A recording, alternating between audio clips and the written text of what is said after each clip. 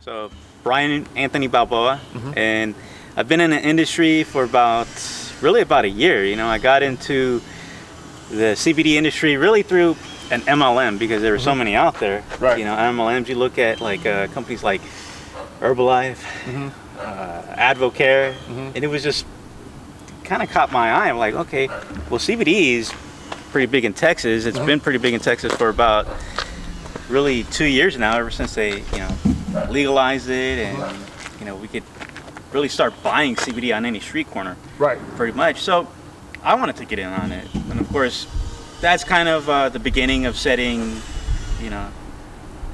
the first steps to actually full legalization of the marijuana industry, the full legalization of full cannabis, not just hemp, but marijuana as well. And so I got into it really through that, just to kind of dip my toe into it, and then I started really just making connections. And I come from a commodities background. Okay. I was an energy analyst. I still am.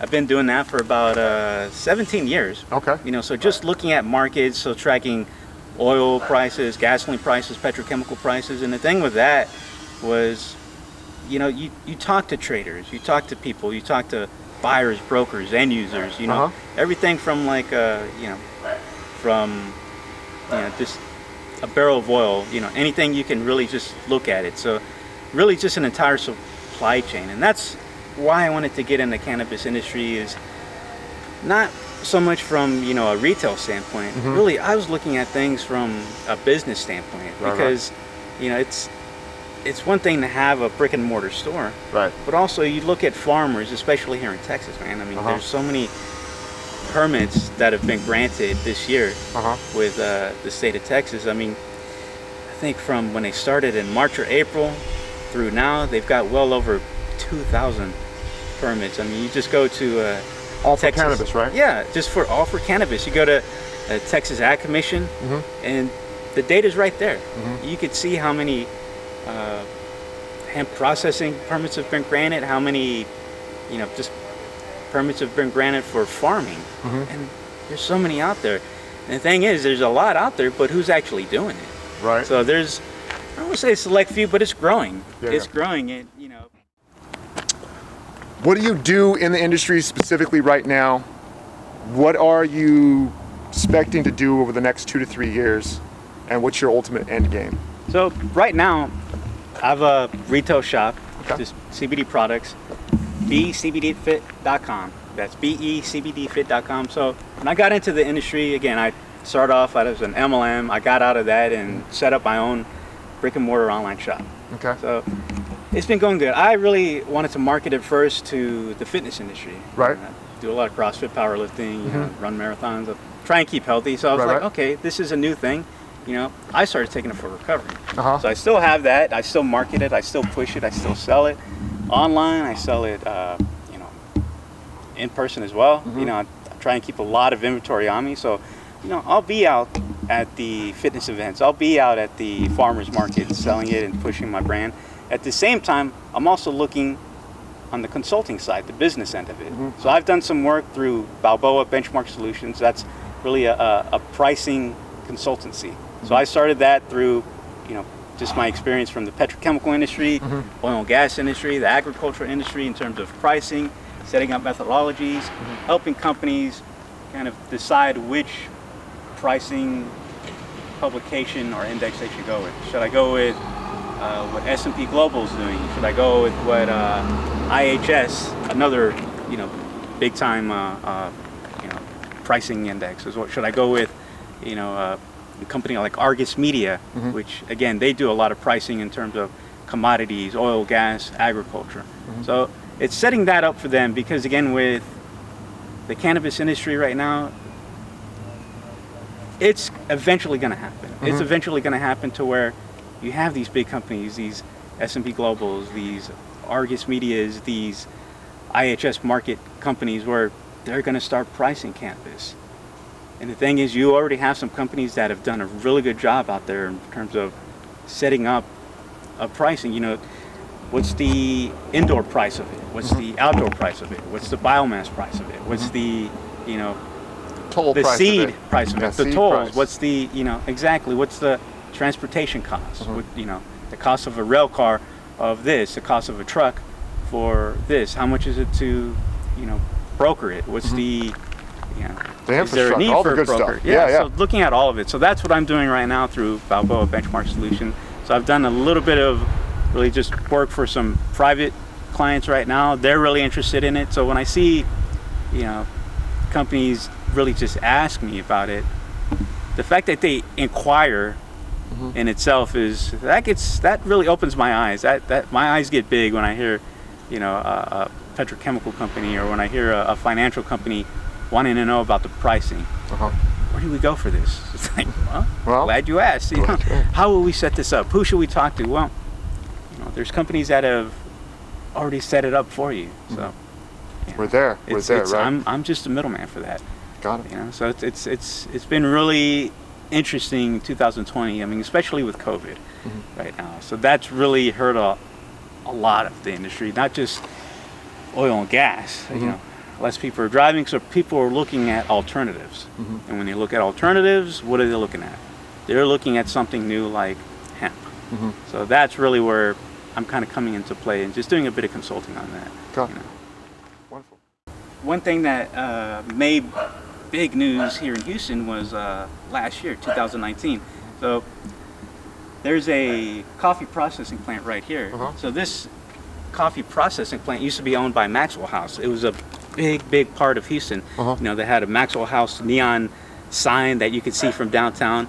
And when Maxwell House sold that to a company called Atlantic Processing, they were still doing business. They were still processing coffee, but the big thing was Atlantic Coffee Solutions.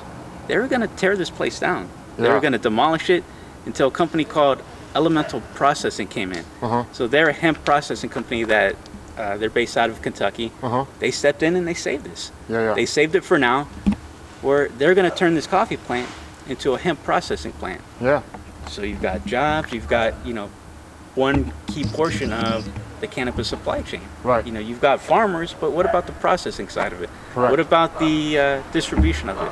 What about the, you know, the movement of it, the transportation of it? So you have to look at that entire supply chain from harvest to the end user and everyone that comes out in the middle.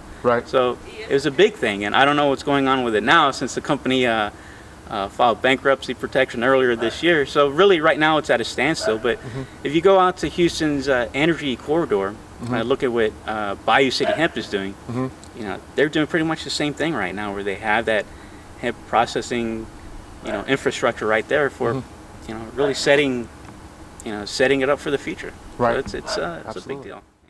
I come across people a lot of times that don't realize the endocannabinoid system is how your body reacts to repair the damage or to repair the trauma that you create when you go to the gym. That good feeling, that pump, and that all that you get is your endocannabinoid system being activated through the exercise process.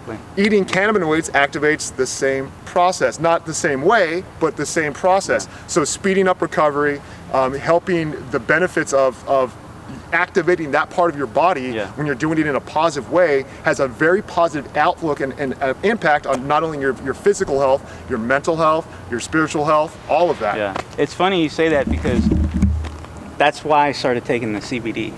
You know, maybe pop. How do I take it? Not maybe. I would pop like 2-3 Advil, you know, ice. I do whatever I could to recover after every workout. So you work out, 2-3 Advil, ice, and just get your rest in. But again, I'm 41 right now. I'm not getting any younger. My body's breaking down, and it takes a lot longer to recover. So I was looking at something different. I was looking at, well, I don't want to be taking all of this. I mean, Advil's great.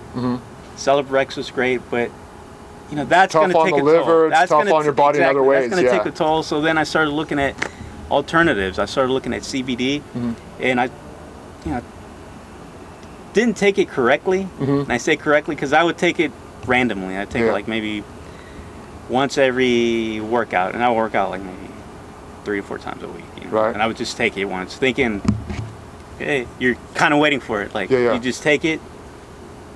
You know, waiting. So, and you know, my buddy was telling me like, no, stupid dummy, you got to take it every day, keep it in your body. And so I kept it in my body for about 2 weeks, and I did notice a difference. I Yeah. wasn't sore. I wasn't waking up, where it would take me a while to kind of work out the kinks and just, get that mobility going. Right. And so I just, ever since then, I just kept taking it. I never looked back. And so then I started looking at the CBD creams, the CBD pain creams. I started looking at hemp protein powders. I started looking at really every application that you could have for, let me get this inside of me. Let me rub this on,